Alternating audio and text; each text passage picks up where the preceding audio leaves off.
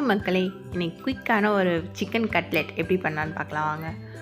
ஒரு 1/4 kilo chicken போன்லெஸ்ஸாக எடுத்துக்காங்க. Plus ஒரு உருளைக்கிழங்கு கொஞ்சம் உப்பு போட்டு மஞ்சள்தூள் போட்டு வேக வச்சு எடுத்துக்காங்க. ரெண்டுத்தையும் தனித்தனியாக பிரிச்சுட்டு சிக்கனை இந்த மாதிரி பிச்சு தனித்தனியாக வச்சுக்காங்க.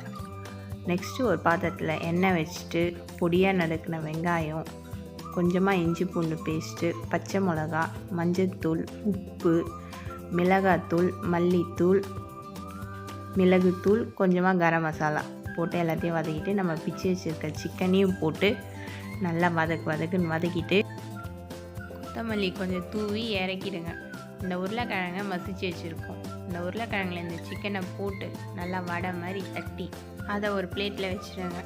நெக்ஸ்ட்டு ஒரு தவா வச்சுட்டு அதில் கொஞ்சமாக எண்ணெய் ஊற்றிட்டு நம்ம தட்டி வச்சுருக்க இந்த எல்லாத்தையுமே எடுத்து அதில் வச்சு 2 பக்கம் செவந்து வரட்டும்னு எடுத்திங்கன்னா நம்மளோட சிக்கன் கட்லெட்